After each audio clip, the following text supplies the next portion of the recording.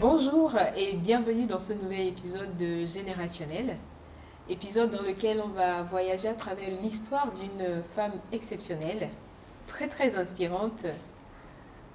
Donc on va essayer de discuter avec elle sur son parcours, ses défis sans doute et certaines questions qu'on a pu identifier aussi à travers les autres jeunes femmes avec le projet générationnel. Donc, comme vous savez, mon objectif vraiment à travers Générationnel, c'est de pouvoir inspirer, de pouvoir guider et surtout d'encourager aussi les jeunes femmes africaines à travers des histoires comme celle que nous allons entendre tout à l'heure. Et donc leur montrer que c'est possible quelque part et si elles traversent des moments sombres, c'est aussi normal. Bonjour Babel et bienvenue. Bonjour. Donc aujourd'hui, je reçois Babel Balsomi qui allie plusieurs casquettes et elle les allie en tout cas très bien. Vous allez le comprendre tout à l'heure. Donc la casquette d'acteur éthique, de maman, de CEO, de président d'ONG, etc., etc. Je sais, vous allez vous dire, mais ça fait beaucoup pour une personne. Vous allez comprendre comment elle gère tout ça. Donc bonjour et bienvenue Babel. Merci d'avoir accepté de faire partie de ce projet qui me tient très à cœur. Alors, on va démarrer enfin, je vais te demander de te présenter pour que l'audience puisse mieux te connaître. Donc, qui tu es aujourd'hui? Ok. Donc, je m'appelle Babel Balsomi, je suis hacker éthique et machine learning engineer, chercheur en IA et cybersécurité. Je suis CEO du groupe Hiero, qui constitue en fait 4 startups qui sont dédiées et dans le domaine de la linguistique. Donc, la première start-up en fait permet la traduction des documents juridiques et techniques en moins de 2 heures, maximum 48 heures, dans les langues africaines. Donc on peut faire de la traduction du Yoruba vers l'afrikaner sans intermédiaire du français. Voilà, ça c'est la première start-up. Donc la seconde, elle est dédiée du coup avec le produit Djabari. Elle est dédiée dans la surveillance et le monitoring avancé et anticipé. Concrètement, le système permet depuis l'extérieur de voir les vulnérabilités d'une entreprise, problèmes de configuration, surface d'attaque visible, réputation dark web et toutes les données qui ont fuité de cette structure-là. Il va délivrer un rapport qui va permettre des correctifs urgentes. Et avec les données qu'il a récoltées, il va pouvoir faire de la prédiction sur le type de cyberattaque qu'on peut avoir pour s'en préparer, voilà, et ensuite faire des recommandations.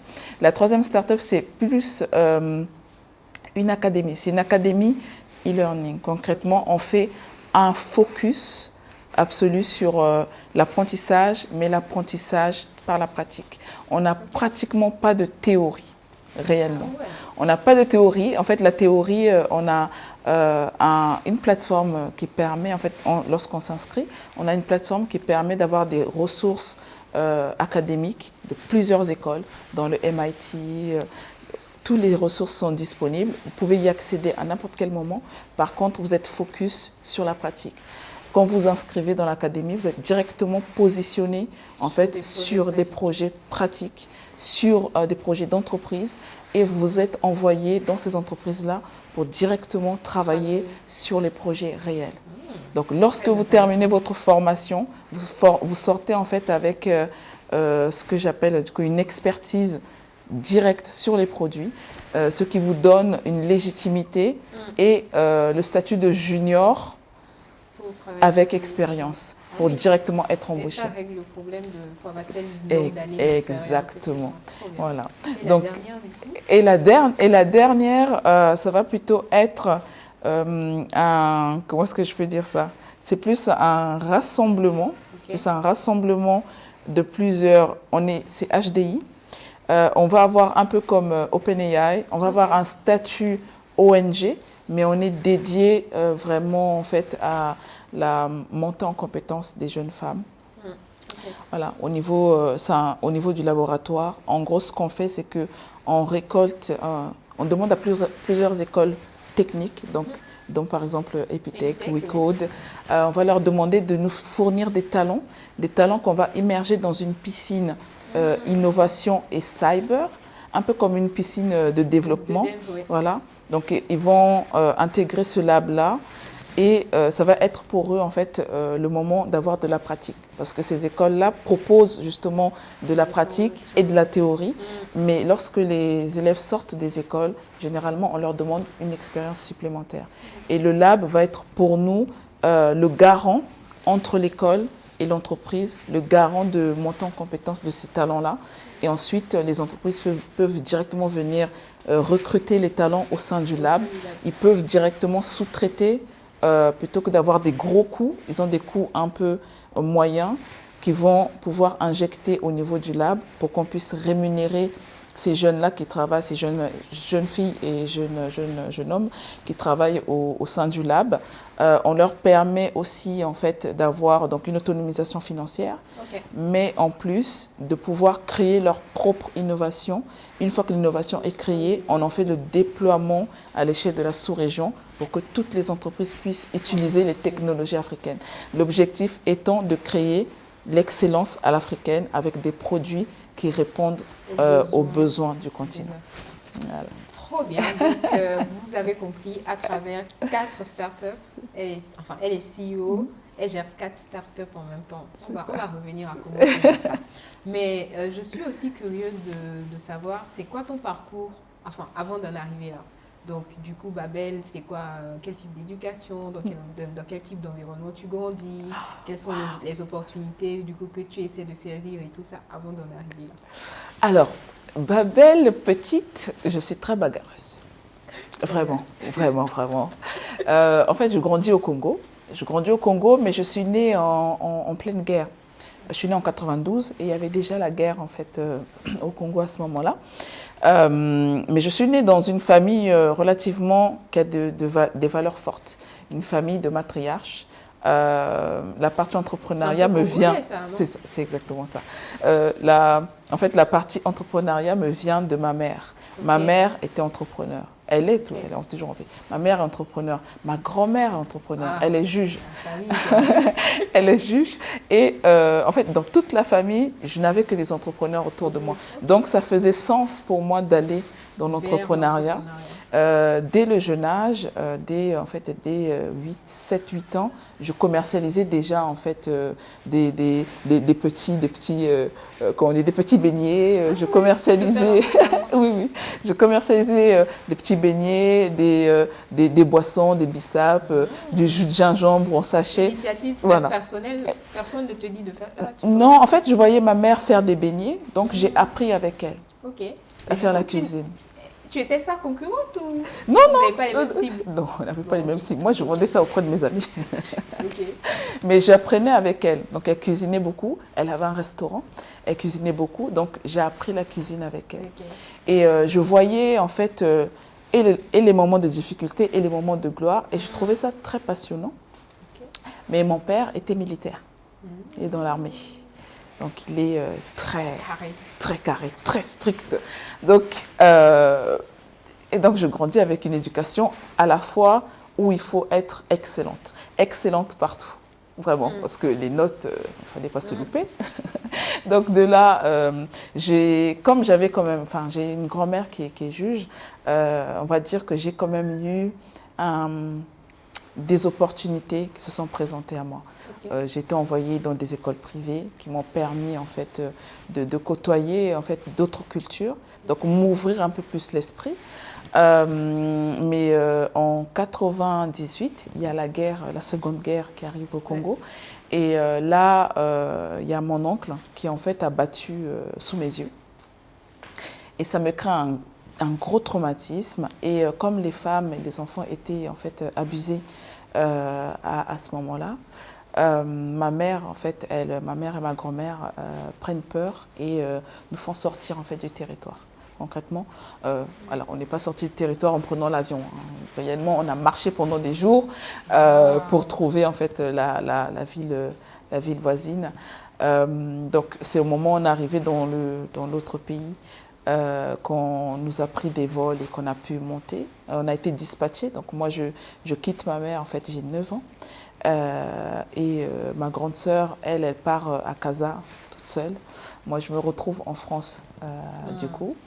Et arrivée en France, avec le traumatisme que j'avais, j'étais dans l'incapacité, en fait, tout bonnement de parler. Ce n'est pas que je ne voulais pas, mais l'environnement qui m'entourait, voilà, le choc était si important que je me suis coupée du monde extérieur. En fait. Donc, je me coupe du monde extérieur. Je vois des psychologues.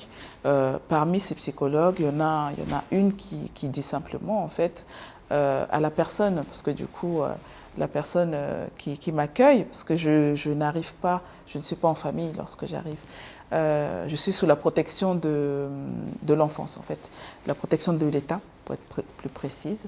Et je vais grandir avec cette dame-là, qui n'est pas du coup ma mère. En fait, je suis complètement déracinée de tout ce que je connais. Elle va m'offrir un premier ordinateur. Et c'est avec cet ordinateur-là que je vais commencer à m'exprimer. Au début, je commence à m'exprimer avec la musique, parce que je crée beaucoup de musique. Je crée de la musique, je crée du design, je fais de la post-production. Oh. Et tout ça à 9 ans. Oui, donc je commence vraiment à sillonner un peu. Et comme par hasard, je tombe sur un forum où je vais voir des gens assez intéressants qui étaient dans le domaine de l'informatique, et je suis curieuse. Et donc, c'est là que mon parcours... Le forum, il était virtuel ou... Un forum virtuel, oui. C'était les tout premiers forums avec les MSN, avec les blogs qui venaient d'arriver. Donc, je vais vraiment sillonner ça. Et je trouve ça intéressant. Et en parallèle, je suis inscrite dans une école vraiment... plutôt, enfin, une école privée, du coup, c'est une école catholique, en fait. Okay. C'est à Saint-Joseph. Donc, éducation stricte jusqu'au bout, hein. Donc école catholique, vraiment, voilà, les valeurs. Ça me suit complètement, la rigueur de papa m'a suivi jusqu'au bout. Donc je me retrouve dans une école catholique où vraiment, avant chaque repas, c'est la prière. Lorsqu'on se lève, c'est la prière. On révise tout. Donc, bon, je n'ai pas trop le choix, mais je ne parle pas très bien français, du coup, okay. Du fait que je sois dans un monde très virtuel. C'est l'anglais qui est ma langue. Voilà. Tu es plutôt à l'aise avec la langue. Exactement, je suis plus à l'aise avec l'anglais. Et je me retrouve en fait à devoir apprendre les deux langues en même temps.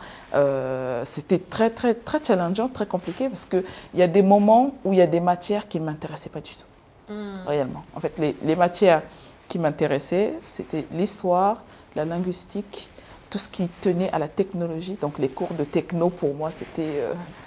C'était voilà, parce qu'on apprenait à faire des circuits, on apprenait à monter en fait des circuits fermés, ouverts. Et j'apprends la robotique en même temps. Je me dis, mais ça a l'air fascinant. Et donc, je commence à démonter mon ordinateur. Le seul et unique que j'avais. Donc, je démonte mon ordinateur et je me dis, aïe, mais oui, mais c'est démonté, mais maintenant Comment je fais? Comment je fais? Parce que j'ai plus d'outils.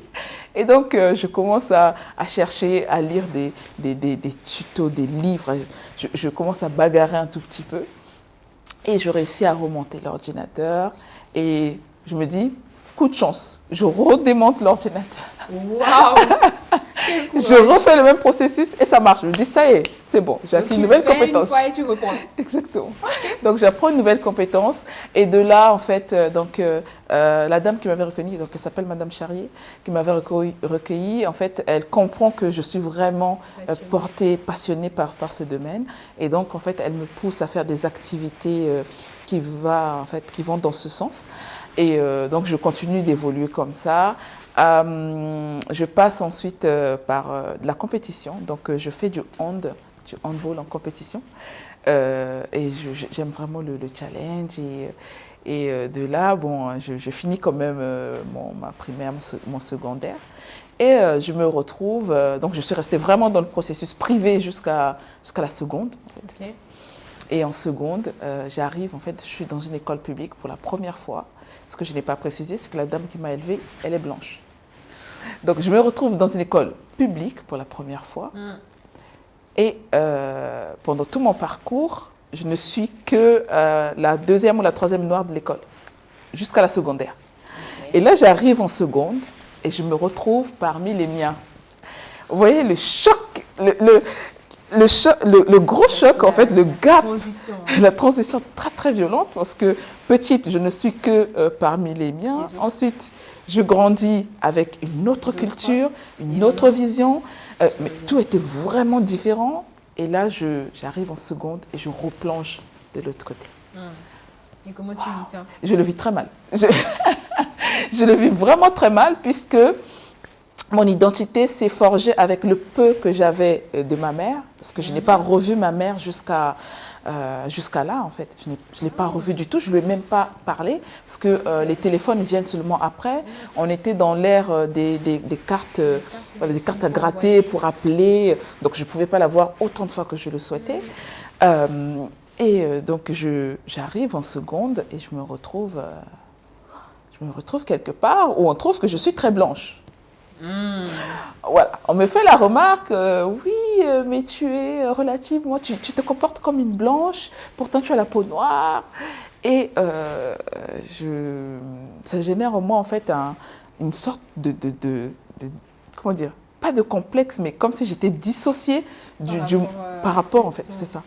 J'avais mes réalités et puis il y avait les leurs. Elle parlait de plusieurs choses. J'étais là assise en me disant, mais je ne sais même pas ce que vous êtes en train de dire. Je ne comprends pas un traître mot. Je n'étais pas dans leur réalité, en fait. Et donc, je commence, de là, je commence à me dire peut-être que je devrais me réintéresser à ma culture. Donc, je fais la demande. Donc, à arriver en première, je fais la demande. Donc, étant trop âgée, je ne peux plus rester avec cette dame-là. On me positionne dans ce qu'on appelle un foyer jeune majeur. Voilà, je suis dans un foyer jeune majeur avec d'autres jeunes qui sont dans la même situation. Arrivé dans ce foyer-là, les parcours sont pratiquement tracés. Dès qu'on arrive dans ces foyers-là, on nous redirige vers des métiers professionnels.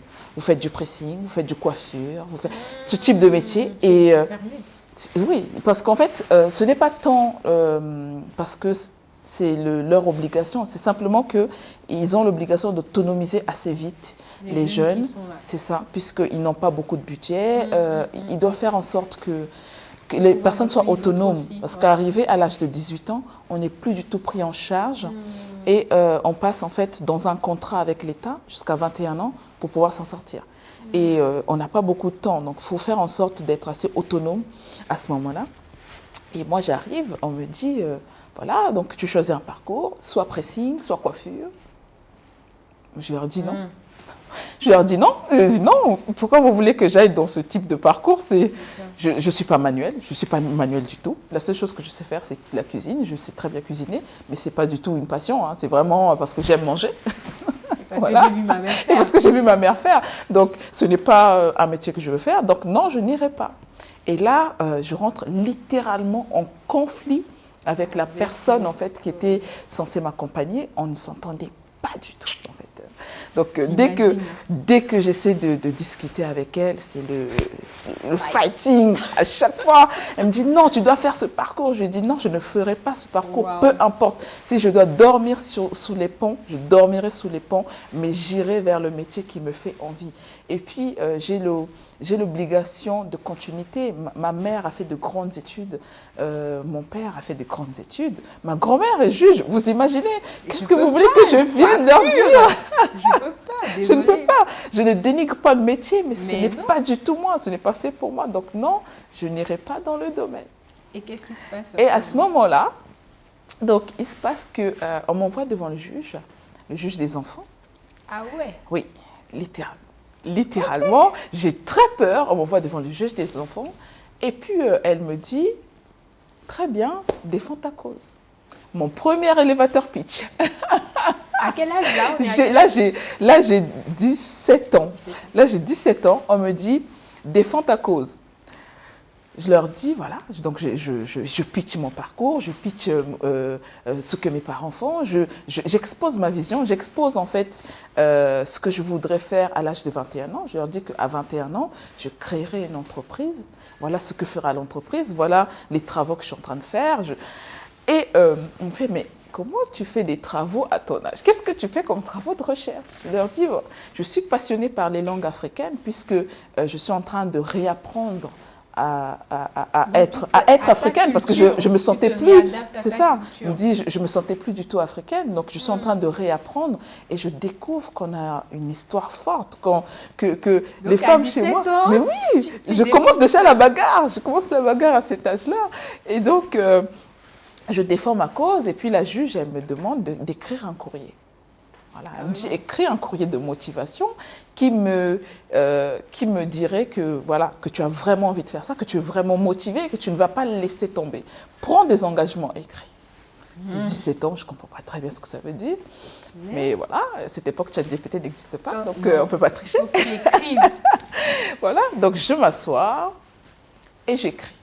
J'écris, je prends des engagements écrits, ce que je ferai. Je fais une roadmap de vie. Est-ce que tu étais consciente au moins de ce que tu écrivais? Non, pas du tout. Des retombées Non, franchement, je n'avais pas du tout. J'écris simplement ce que je voulais. De sortir exactement. De cette situation. Je voulais sortir de la situation. Je voulais qu'on me laisse la possibilité d'aller vers le parcours que je souhaitais parce que je voulais aller en fait dans une MBA dans la ville de Troyes à Paris qui faisait un double diplôme avec Shanghai. Mais toi, ma belle, à 17 ans, tu connaissais les MBA, tu oui, savais le parcours oui, parce que en fait, c'est l'avantage qu'il y a à être en France, c'est qu'on a des journées portes ouvertes où il y a des écoles qui font c'est ça, qui nous parlent des parcours. Il y a des salons internationaux en fait qui parlent de ces différents parcours-là. Donc il suffit d'avoir un peu de curiosité. On va sur les salons, c'est ouvert aux étudiants, donc on y va et on choisit nos parcours. Le processus en fait d'inscription en France, c'est qu'on a une plateforme quand on prépare le bac. Il y a une plateforme où on fait des vœux. Et quand on fait ces vœux-là, on choisit 3 parcours différents vers le type d'école où on veut aller. Voilà. Et généralement, quand on veut rentrer dans une grande école, une MBA ou une grande école de commerce, on nous demande une grande moyenne, quoi, à partir de 15, voilà, on nous demande à partir de 15 de moyenne générale jusqu'à 19-20. Voilà, il faut être majeur de promo, il faut sortir premier, deuxième, il faut montrer patte blanche.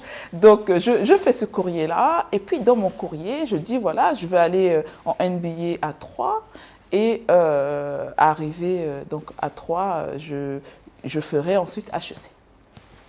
J'écris ça, je ferai HEC. Voilà. Pas moyen, je vais faire HEC. Tout le monde a fait HEC, je vais faire HEC moi aussi. Donc j'écris, je prends l'engagement, je me représente devant la juge et la juge en fait, elle me parle ensuite, elle me dit, mais elle était togolaise, elle me dit, je suis togolaise et je comprends ce que c'est que chez nous, notre culture, je comprends ton combat, donc je vais accompagner ton parcours, tu auras une bourse scolaire, du coup. Non, moi, je n'avais pas droit à la bourse.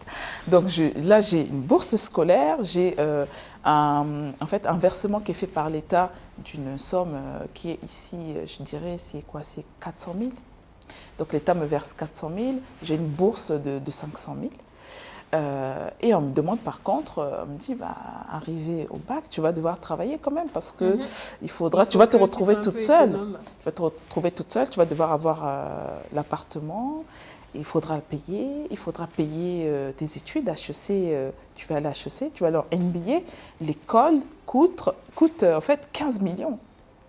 Ouais, l'école coûte 15 millions, donc il faut les trouver, les 15 millions. Et là, qu'est-ce que tu te dis? Et là, je me dis, je suis déjà dedans. J'ai pris un engagement écrit que j'ai déposé de l'autre côté là-bas.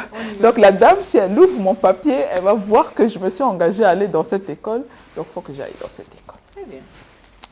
J'arrive pour aller en MBA. Et là, au moment de passer ma dernière épreuve du bac, j'apprends que je suis enceinte. J'apprends que je suis enceinte parce que je me suis évanouie pendant l'épreuve. Je me dis, ça y est, c'est fini. C'est fini. Mes engagements, c'est fini. Ma mère va avoir honte de moi, elle va m'assassiner. Ce n'est pas possible, je suis finie. Okay. Je rentre chez moi et puis je m'assois par terre et puis je pleure. Mais est-ce que tu arrives à finir la compo? Oui, je finis. Okay. En fait, cette épreuve-là, du fait que le système de notation en France, c'est qu'on est noté tout au long de l'année. Et tout au long de l'année, j'avais 17 de moyenne. Donc, le bac, pour moi, c'était une formalité pour avoir une mention, concrètement. Donc, avec toutes les épreuves que j'avais déjà passées, cette matière-là était coefficient 1. Ah, Donc, elle ne me pénalisait pas si Pas j'avais trop, une note quoi. ou pas. Et puis, de Ok. toute façon, comme c'était pour raison médicale, il m'avait mis, voilà, raison médicale. Donc, mes notes ont contrebalancé avec cette matière-là. Donc, je rentre chez moi, je pleure. Et puis, je me dis, il y a deux choix. C'est soit je laisse tomber, et puis je ne sais pas où je vais me retrouver parce que je suis dans un pays qui n'est pas le mien. Oui, oui, en plus. Je suis en France, je n'ai pas de, proprement dit, de famille vraiment directe ici. Ouais, Je, ouais. Enfin, un peu je comme n'ai en pas d'autre Afrique, ça choix. se passe, Voilà, t'as une tante, t'as ta exactement. mère qui peut Qui pourrait t'aider et m'accueillir? tout. Je me dis, bon, on a pleuré, d'accord, mais maintenant, Qu'est-ce qu'on fait? qu'est-ce qu'on fait? Qu'est-ce qu'on fait? Donc, je relis la lettre et je me dis, ça, c'était la Babel qui était battante. Donc, on va repartir au combat, c'est tout. Et du coup, là, tu as écrit la lettre à 17 ans. C'est Et là, ça. tu es à quel Là, âge? là, je suis à mes 18 ans, là. C'est 18. un an après. Ça marche. Donc, bon, j'ai mon bac et je ne peux plus aller en NBA, du coup, parce que je suis enceinte à ce moment-là. Yes. Mais il me faut une université. Je me dis, bon, je vais aller dans l'université de mon mari, où mon mari étudie, du coup. Qui ne correspond pas du tout, mais À ce que vraiment tu pas du voulais. tout à ce que je voulais, parce que j'avais un parcours vraiment tracé. Mais je vais quand même dans cette université publique, Évry Paris-Saclay. Donc je vais dans cette université, je me dis, bon, je voulais être dans la tech, qu'est-ce que je peux faire pour quand même retomber sur mes pattes? Et là, elle est chercheuse en fait en linguistique, en langue étrangère appliquée. Et je me dis, les langues, je suis en train de faire des recherches sur les langues africaines, je connais la technologie, et là, il y a un master qui a l'air plutôt intéressant. Certes, c'est un master public, mais ça a l'air intéressant. Donc, je vais dans ce master-là, et j'apprends donc toutes les techniques de traduction, d'interprétariat, comment est-ce que le métier est, et ensuite, comment est-ce que ça peut être appliqué à la linguistique en fait automatisée et au logiciel automatisé. Je me dis, voilà. C'est pas Voilà, mal comme plan. c'est pas mal comme plan. C'est un second plan, mais c'est un second plan qui va donner. Pas mal, ouais. Et donc, je commence à travailler sur un logiciel. À ce moment-là, le machine learning, on en parle, mais ce n'est pas en vogue. Ce n'est pas maintenant, il n'y a pas OpenAI, on ne connaît pas. Je me dis, bon, je vais aller quand même chercher. Donc, je commence à lire, rechercher, lire. Tu avais toujours ton ordinateur? Oui, j'ai gardé j'y tenais particulièrement, cet Ouais, ordinateur. en tout cas, tu avais intérêt. J'y tenais. Donc, là, je commence à explorer la partie linguistique, comment ça peut se faire, etc. Je travaille dessus. Et je fais en fait un MVP d'un premier produit, donc ma première start-up. Je fais un MVP, je fais les premiers tests, ça ne marche pas. Les langues plantent, j'ai pas assez de données, j'ai pas assez de ressources. Je me dis, mince, mais comment est-ce que je peux faire? Il faut que je trouve une solution. Et là, je vais dans une association de migrants parce que j'étais bénévole. Et donc, je vais dans l'association de migrants, je commence à aider et j'entends les gens parler en fait en langue. Ça parlait Swahili, ça parlait Djoula. Je me dis, mais ces personnes parlent. Je suis sûre qu'on peut trouver un moyen pour capturer ce que les personnes disent et de transcrire ça. Et en transcrivant, ça va me faire des données, en fait. Et donc, je me rapproche de ces personnes. Voilà, je vais me présenter avec ma toute modeste petit corps. Et là, à ce moment-là, ma fille, donc ma fille est née. Donc là, je me retrouve en fait à 19 ans et demi. Ma fille est née. Elle a 3-4 mois. Donc, je suis obligée d'aller avec elle en fait à l'école. Je suis dans mes amphis. En fait, tous mes amis à l'université connaissent le bébé, portent le bébé. Quand je suis dans les amphithéâtres, mon professeur est là et ma fille est là. Et moi, je suis assise devant en train de travailler, je passe mes partiels avec elle et en parallèle, je continue de récolter ces données-là. Et donc, je n'ai pas encore assez de données, mais j'ai l'idée de créer en fait une inversion parce que le machine learning de base, il faut avoir beaucoup de données automatisées et ensuite créer un circuit neuronal pour pouvoir permettre à une IA d'apprendre. Et c'est seulement après ça qu'on commence l'entraînement. Moi, je me dis, je suis sûre que je peux faire l'inversion. Donc, je fais l'inverse. Je crée d'abord un Chiron fictif. Voilà, je mets les données fictives pour juste voir s'il arrive à réagir correctement. Et donc, avec les données que je récupère de ces femmes qui parlent, je lui injecte, et je commence à l'entraîner. Et donc là, on est en 2014, j'entraîne. 2014, 2015, 2016, 2017, jusqu'en 2019, je l'entraîne. Et en parallèle, donc je finis la fac, je fais mon premier master, j'obtiens mon premier master avec 16 de moyenne. Voilà, je suis trop contente. Et pourtant, j'avais quand même, avec la grossesse, c'était pas évident. Mais j'ai mon premier master et je me dis, bon, les affaires, j'avais vu ce que ma mère faisait, mais en France, ça a l'air différent.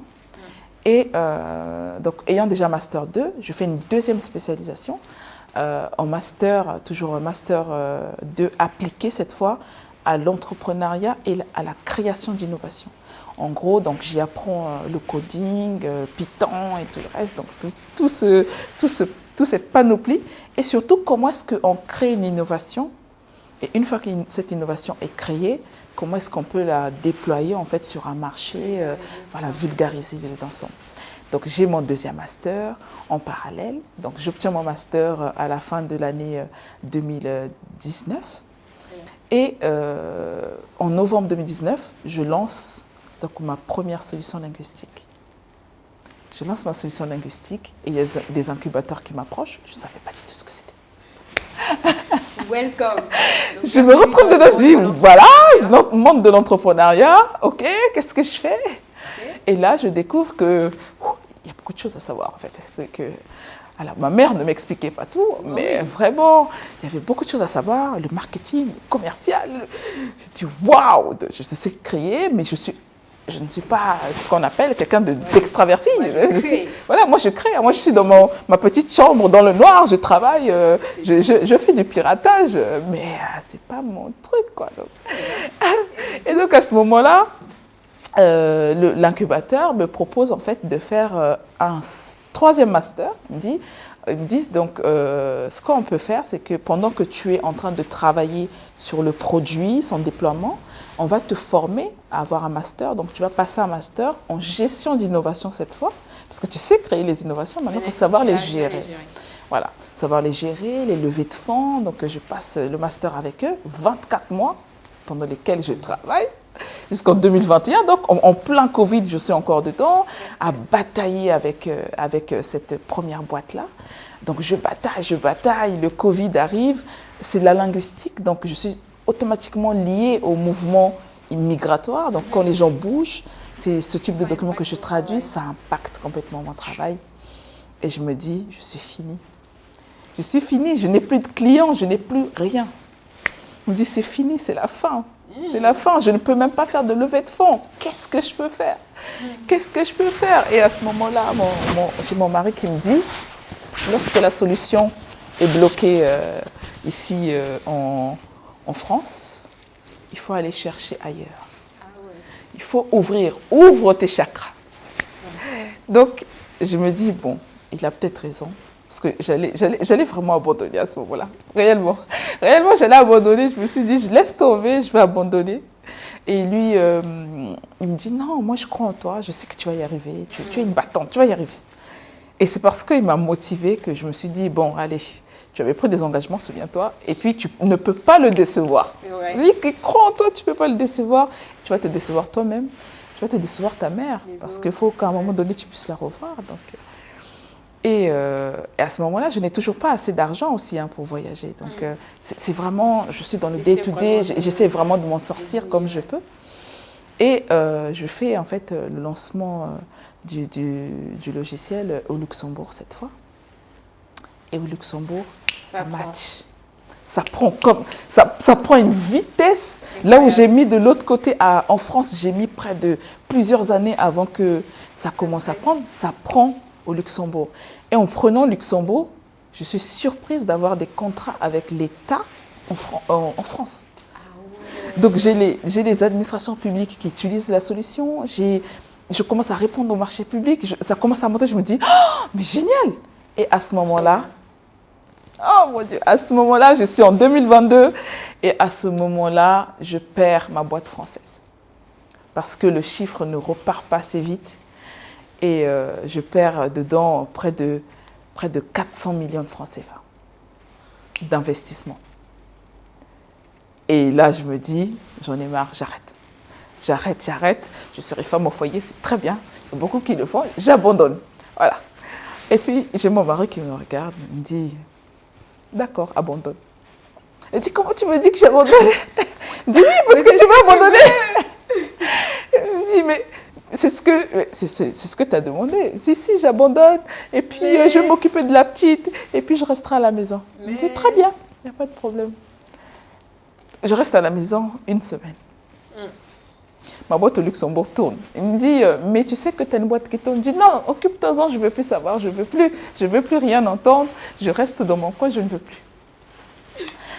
Donc, il va se charger de la boîte à ma place. Il va essayer de maintenir, mais il est pas tech. Lui, il est docteur en droit, avocat en droit du numérique et droit des affaires. Donc, il va essayer de maintenir le cap. Et à un moment donné, je vois qu'il travaille de nuit et pour ses recherches. Et comme il donne des cours également, et il gère ma boîte, je me dis, mais qu'est-ce que tu es en train de faire? Regarde-le. Qu'est-ce que tu es en train de faire? Tu as des projets. Et puis, tu avais écrit un courrier. Donc, je réouvre la copie de ce courrier et je me dis, j'avais pris un engagement quand même. Et là, je me lève, je me dis, je vais recommencer. Je recommence. J'ai une boîte qui tourne, je recommence. Et je m'inscris à HEC cette fois. La finalité, finalement. Finalement, je me suis dit, cette fois, j'y vais. Allez, je vais à HEC. J'ai une boîte, donc je me mets moi-même, en fait, en tant qu'apprenti de ma propre boîte. Bien sûr. Pour pouvoir payer la scolarité, justement, à HEC, parce que c'est vraiment cher. J'arrive en premier entretien, on est en mars. J'arrive en entretien et je floppe. L'entretien, en fait, il y avait près de plusieurs hommes devant moi. Je suis la seule femme, j'arrive avec ma vision, mon ambition, j'arrive avec ma conviction. Et ils me disent, mais tu n'as pas les épaules. Tu ne peux pas le faire. Pourquoi tu le ferais? Pourquoi toi? Et puis, pour une personne de ta condition, tu ne peux pas. Je l'ai pris personnellement. Je dis, comment ça de ma condition? Mais attendez, vous savez qui je suis? Mais de quelles conditions parlez-vous? Mais attendez, je suis quelqu'un d'intelligent, je suis intelligent, je peux le faire, je peux rentrer. Et ils m'ont récolé. Je ne suis pas pu rentrer, je sais. Mince. Ah, j'ai eu le goumin.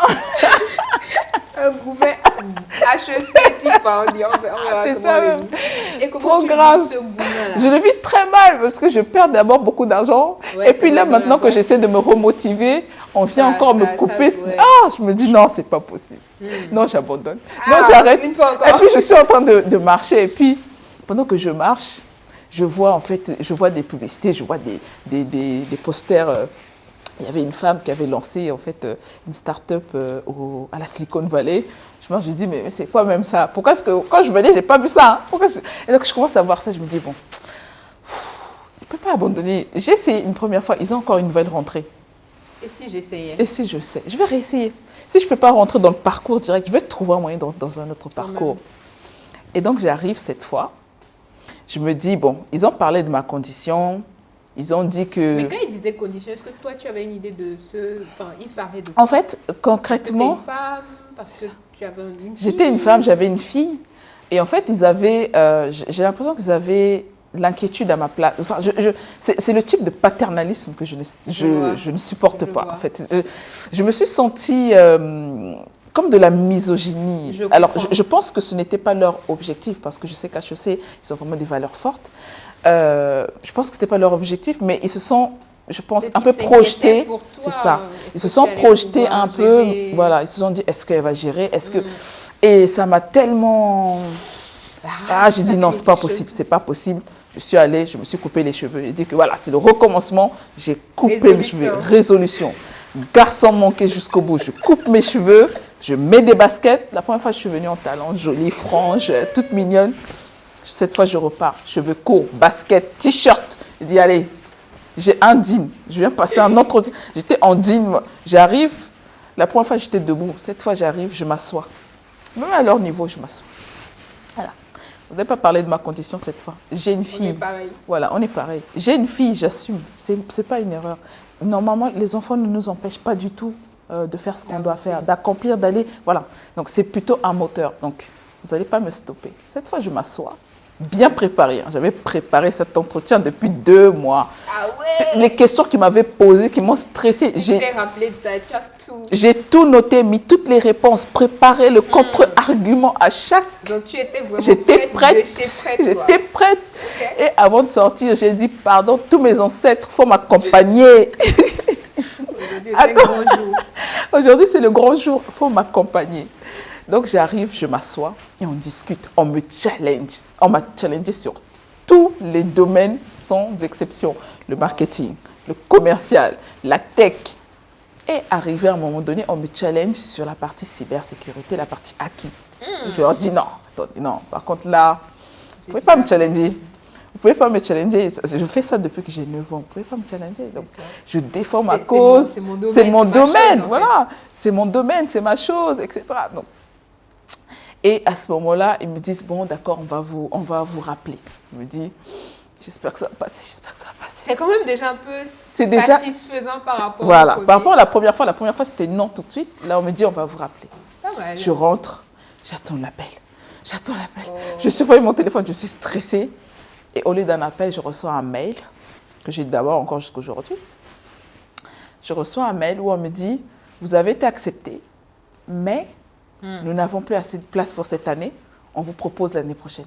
Je dis non. Et là, c'est 2000... Là, on est fin 2022, début 2023. Il dit non. Donc, il te propose 2024. 24. Je dis non. Mince. Il dit non, c'est pas mon planning, vous ne pouvez pas faire ça. Vous ne pouvez pas faire ça. Vous ne pouvez pas me faire ça. Donc, tu réponds au mail? Et oui, je réponds au mail, j'envoie des contre-arguments. Et là, donc là, LinkedIn existe déjà. Il me dit non, c'est pas possible. Et je pars sur LinkedIn et je cherche en fait qui fait la gestion pédagogique en fait du parcours que j'avais choisi. Et elle s'appelait Madame Delombre. Donc je récupère ses coordonnées, je lui écris sur LinkedIn, je défends ma cause. J'arrive sur le campus Paris-Saclay. Et là, en fait, j'assiste en fait à une réunion d'information, parce que du coup, je suis toujours en train d'apprendre sur les différents produits. Je voyage entre Luxembourg, Paris, etc. Et je viens dans une réunion de motivation. Je m'assois, et la personne qui parle, je lui présente un peu mon parcours, ce que je fais. Elle me dit « Ah, mais je connais très bien la personne qui gère pour HEC. Je vais lui parler de vous. » Je dis « C'est pas possible. J'espère que c'est mon miracle qui est là. » Et là, on arrive courant septembre. La rentrée, c'est en octobre. Je dis que bon, j'espère qu'on va parler pour. Et donc, la dame, elle tient parole. Donc, elle parle pour moi. Oui, elle parle vraiment de moi. Elle défend ma cause. En octobre, je reçois que ma rentrée scolaire, c'est là. Voilà. Trop contente. Donc, trop contente. Je dis que ça y est, nous y est. Je suis, ça y est. Donc, ça vient de loin quand même. Ça vient de loin. Et j'ai transpiré. J'ai transpiré pour arriver à ce parcours. Donc, je rentre à HEC, je fais mon master et je suis inspirée. Les cours sont poignants. Je rencontre en fait d'autres chefs d'entreprise qui viennent témoigner, qui viennent montrer leur parcours, leur réussite. Et donc, de là, une idée commence à germer. Je me dis, alors, je me sens peut-être un peu trop inutile en France et au Luxembourg. Donc, entre-temps, je me dis, bon, je vais quand même recréer différentes structures. Donc, je recrée une autre structure, je recrée une ONG au passage. Et je vois qu'à Abidjan, ça bouge. Je me dis, je vais aller voir Abidjan. Pourquoi pas? Je vais aller voir Abidjan. Mais après ton MBA. Hein. Oui, c'est ça. Donc, ça, c'est après mon MBA. Je me dis, je vais aller voir Abidjan. On est en 2024. C'est ça. Non, oui, c'est là. Là, c'est vraiment là. OK. Donc, je me dis, ok, je vais aller à Abidjan. Et mon mari, concours de circonstances, a une mission à Abidjan. Donc, il va à Abidjan pour aller aider un de ses collègues à structurer sa boîte. Donc, il est en train de travailler et il me dit, si tu arrives à Abidjan, tu vas aimer. Je dis, pourquoi? Il dit, viens seulement. Il dit, oui, mais le produit que je veux installer, donc là, je veux installer mon produit linguistique en Afrique. Il me dit, je ne suis pas sûre que ce produit-là marchera ici, mais viens. En fait, il faut que tu viennes, parce que moi, je ne suis pas tech, mais de ce que je vois, tu as ta place ici, viens. Donc j'y vais, je prends juste ma petite valise. Je prends, là, à ce moment-là, je me trouve, j'ai déjà 3 filles, du coup. Non, j'ai déjà 3 filles. Donc je me déplace, j'arrive à Abidjan. J'arrive à Abidjan. Dès l'aéroport, Tu y es. je suis dedans. Oh. Je suis dedans. Je dis que, oh, dis que c'est chic ici. C'est vraiment intéressant. En fait, c'est un entre-deux entre l'Europe, entre l'Afrique. Tout y est. Il me dit, je ne suis pas trop dépaysée, ça va. Et plus je pitch mon profil, en fait, plus j'ai des contrats, plus les gens sont intéressés. Et je me rends compte que les affaires se font tout seuls. Et donc, instinctivement, je me dis, bon, je vais créer ma structure. Et je crée ma structure, je n'implémente même pas le produit pour lequel je voulais. Tu voulais à la base. Je crée tout bonnement une autre structure par rapport aux besoins réels en fait qu'avait le marché, qu'a le marché en fait. Et donc dans le domaine du coup, cette fois, cyber. Voilà. Donc je vais dans ce domaine-là et je continue d'avancer. Et entre-temps, je commence à préparer, donc là, je prépare en fait mon voyage pour le Bénin.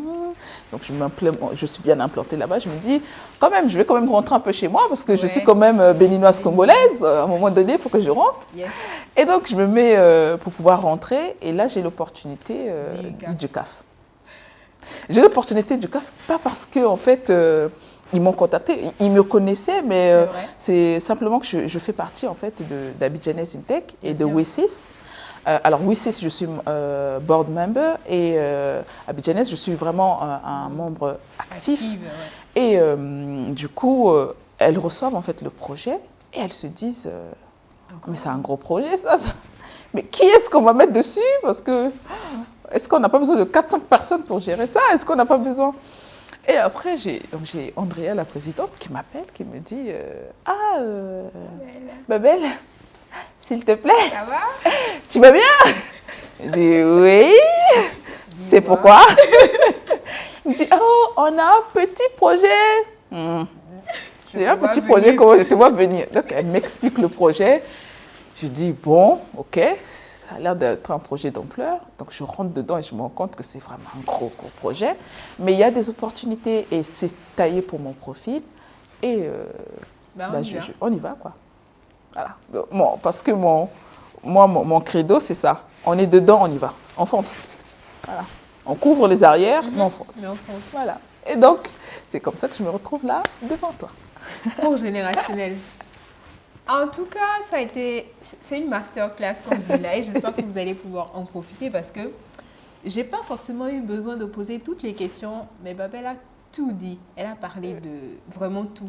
De comment elle a grandi, de ses difficultés, à chaque fois comment est-ce qu'elle se relevait quand elle tombait parce qu'elle est tombée quand même plusieurs fois. Oui. Donc de 82 à 2025 maintenant où elle a en tout cas su vraiment nous faire voyager à travers son histoire, son parcours. Elle a tout partagé, les difficultés. Donc j'espère que quand vous allez regarder, en fait, vous allez vraiment pouvoir être attentive et identifier ces différents éléments. Mais on va quand même continuer avant de finir. À travers tout ce que à travers ton résumé de ton parcours, parce que ça fait quand même plus de 30 ans de vie là que tu as essayé de nous partager. Franchement, je pense que l'entourage a été quand même un élément très important. À chaque fois, que ce soit depuis ta petite enfance, quand tu as grandi, l'adolescence, etc. L'entourage, c'est quelque chose de très important. Et du coup, toi, si tu devrais dire quelque chose par rapport à comment construire ou on choisit son entourage, qu'est-ce que tu dirais? Alors, il faut choisir les gens qui croient en vous. C'est la première chose. Parfois, le potentiel, nous-mêmes, nous savons que nous avons le potentiel, mais on a souvent des moments de doute. Et dans ces moments de doute-là, vous avez besoin de quelqu'un d'autre qui vous voit à travers ses yeux, en fait, et qui peut vous élever et vous relever. Et surtout, il faut choisir les gens qui sont plus intelligents. En fait, choisissez les gens qui sont plus intelligents que vous, parce qu'ils vont vous élever. Voilà. Ne choisissez pas, parce qu'en fonction de l'entourage qu'on a, si l'entourage n'est pas bon, que ce soit business, que ce soit amical, que ce soit famille, si vous vous entourez des gens qui vous tirent vers le bas, vous allez aller en fait vers le bas. Même si vous essayez de les tirer avec vous, en fait, ils vont vous tirer vers le bas.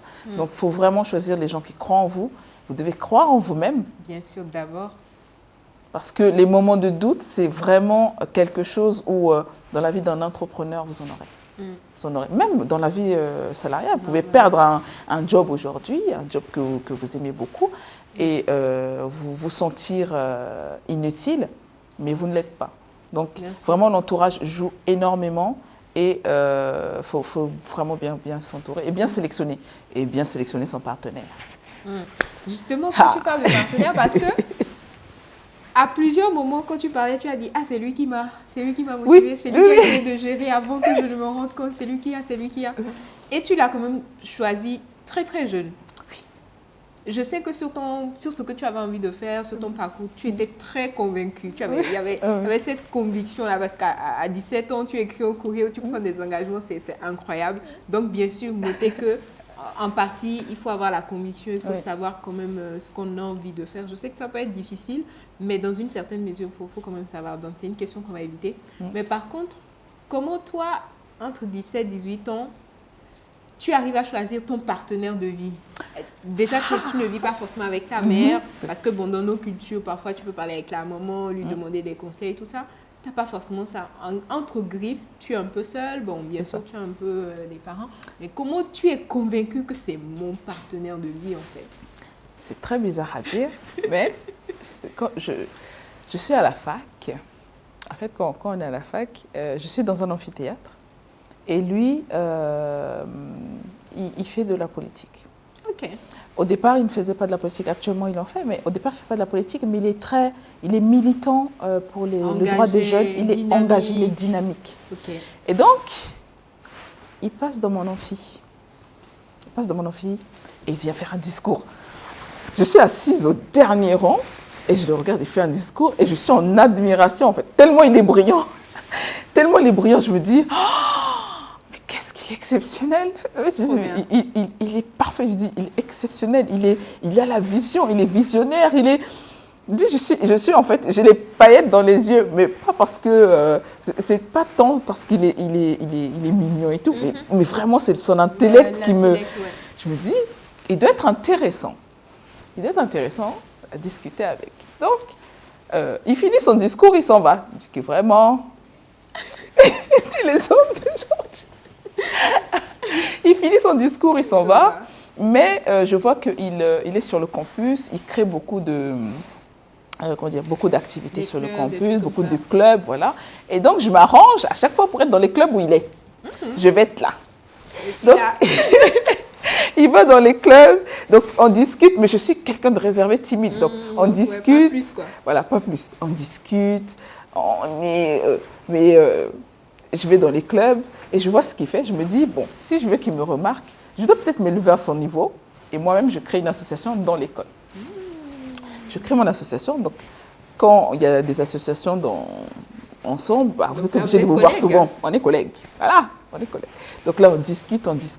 Et en fait, j'apprends à le connaître. J'apprends à connaître son parcours, ses valeurs. Et je me dis, ça y est. Dès l'instant, je me suis dit, lui, il pourra m'emmener et me guider au moment où, en fait, je vais être... parce qu'il y a des moments, c'est ça, il y a des moments où je vais être perdue, il y a des moments où je vais être en conflit avec moi-même. Et je pense que lui, il va vraiment me driver au bon endroit. Mais surtout, je vois son potentiel. Je me dis qu'avec les idées que j'ai, on peut en faire un diamant, en fait. On peut en faire un diamant, et puis il a la vision de j'irai sur le continent, je vais changer les choses, je vais accompagner. Il me dit que voilà, donc il va me reconnecter à la culture que j'ai perdue. C'est ça. Il va me reconnecter à la culture que j'ai perdue, et à nous deux, avec une vision et notre ténacité, je suis sûre qu'on pourra faire des grandes choses. Et c'est comme ça que je l'ai choisi. Et lui-même ne sait pas. Mais il m'avait remarqué. Il me l'avait dit après, mais il m'avait remarqué. C'est ça. Donc c'est à ce moment-là que je le trouve. C'est bien de discuter de ça aussi, parce que je pense que ça va sans doute faire partie des challenges de celles qu'on veut impacté à travers cet échange. Et donc, sûrement on se demande, mais comment on choisit? Est-ce que c'est le bon? Bon, voilà, les techniques de Babel, peut-être vous pouvez aussi essayer, donc observer, essayer de vous retrouver dans les mêmes environnements. C'est ça, même projet. Parcours, ses valeurs, sa vision, et voir si ça matche un peu avec ce que vous recherchez à construire vous en tant que femme. Donc, Babel, maintenant on va parler un peu de valeurs. Oui. Je t'ai entendu dire un mot il y a quelques jours, culot. Oui. Donc, quand je te dis culot, qu'est-ce que tu as envie de me répondre? Ah, mais c'est une nécessité. Ok. Voilà. En fait, le culot dans le monde où on évolue, si je n'avais pas été culottée, il y a beaucoup de choses que je n'aurais pas pu faire. C'est ça. Par exemple, pour rentrer à HEC, c'est parce que j'ai eu le culot de me représenter une seconde fois et cette fois d'arriver avec d'autres armes et je ne vous laisse pas le choix que de me prendre. C'est avec ça, en fait, que j'ai réussi à avancer. Et on va dire que le culot, pour moi, c'est comment dire, c'est l'essence qui me fait avancer. Dans tout ce que je fais, j'y vais au culot. Je n'ai pas d'alternative. Je me dis que l'échec n'est pas une option. Et ce que je qualifie par échec, c'est que si j'échoue, je laisse tomber ce que j'ai échoué. Donc l'échec n'est pas une option, mais si je tombe, je vais continuer à marcher. Et j'aurai le culot de continuer à marcher. Et vous allez me regarder avec tous les yeux que vous voulez, j'avancerai quand même. C'est ça. Voilà. Donc c'est vraiment, ça c'est quelque chose qui me drive parce que, après ça ne vient pas de nulle part, hein, c'est que ma mère fonctionne de la même façon. Donc, elle fonctionne de la même façon. L'entourage, une fois encore, joue. Exactement. Tout ça. Exactement. Donc, elle m'a beaucoup inspirée parce que elle a grandi quand même dans un au Congo où il y a la guerre. Où elle a dû tout faire par elle-même et du coup par audace. En fait, elle était audacieuse dans tout ce qu'elle fait. Alors, c'est vrai qu'on utilise le terme culot, mais c'est plutôt de l'audace. Il faut oser. Bien sûr, en fait, faut oser. Et puis, de toute façon, lorsqu'on ose, on ne sait pas. La pire chose qui puisse arriver lorsqu'on a osé, c'est qu'on nous dise non ou qu'on apprend. C'est ça. Voilà.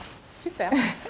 On va rapidement finir alors avec une question. En fait, la particularité aussi des épisodes de Générationnel, c'est que j'essaie de poser au moins une question qu'une autre jeune femme a posée dans le formulaire. Donc, je pense qu'il y en a une qui voudrait savoir... Qu'est-ce que tu dirais à une jeune femme qui a envie d'entreprendre? Donc, comment est-ce qu'elle doit faire pour réussir dans l'entrepreneuriat? Toi qui as la casquette, en tout cas, de l'entrepreneur qui a échoué, qui a bataillé, etc., qu'est-ce que tu lui dirais? En fait, il ne faut pas laisser tomber. Parfois, il y a des personnes qui n'auront pas quelqu'un à leur côté pour leur dire « tu dois reprendre ». Moi, j'ai eu la chance d'avoir quelqu'un qui a quand même, sur le laps de temps de quelques semaines où j'avais failli laisser tomber, j'ai eu quelqu'un qui a continué. Mais en fait, il ne faut pas laisser tomber. Il faut continuer d'avancer. C'est en mettant un pied devant l'autre qu'on avancera. Il y a des portes qui vont se fermer. Mais quand une porte se ferme, une fenêtre va s'ouvrir quelque part. Une cheminée va s'ouvrir quelque part. Il y aura toujours un passage pour entrer. Donc, la résilience, c'est le soft skills qu'il faut impérativement avant d'entreprendre. Mais pour réussir, surtout, il faut répondre à un besoin. Ne créez pas quelque chose pour créer quelque chose. Ne proposez pas quelque chose parce que ma copine a proposé, parce que mon ami a dit que ça marche. Non. Observez en fait l'environnement, récoltez le besoin et quand vous êtes sûr que ce besoin-là peut être transformé en produit ou en service, vous y allez. Mais quand vous y allez à fond. N'y allez pas avec des petits... Non. Voilà, vous faites tout en grand. Pensez x10. Vous dites qu'aujourd'hui, je vais acheter une télé 4K. Dites-vous que je vais acheter un plasma qui va faire tout mon mur. Voilà. Donc, il faut viser la Terre, ok, mais généralement, il faut avoir la vision sur la Lune. Oui. Comme ça, on est sûr que sur Terre, on a la mainmise. Voilà. Trop bien. Dernière question, Babel. Qu'est-ce que tu as envie que toi, de peut-être 16 ans... 16-20 ans, qu'est-ce que tu as envie de dire à toi de 16-20 ans? Ah, que tu as tenu parole. J'ai tenu parole parce que à 16 ans, ce que j'écrivais, à 16-17 ans, ce que j'écrivais, c'est ce que j'ai réalisé aujourd'hui. Donc, C'est vrai. Wow. en tout cas, on va dire oui, tu es arrivé. Ton âme était là avant, voilà, mais cette fois, ton corps est arrivé. Et allez, enfin, 3 choses que tu veux qu'on garde de toi après cet échange. 3 choses que j'aimerais qu'on garde. Alors, 3 mots si tu veux, ou 3 choses. 3 mots. Je dirais culot, résilience et innovation. Merci beaucoup, Babel. Câlin. Oui, Merci. super.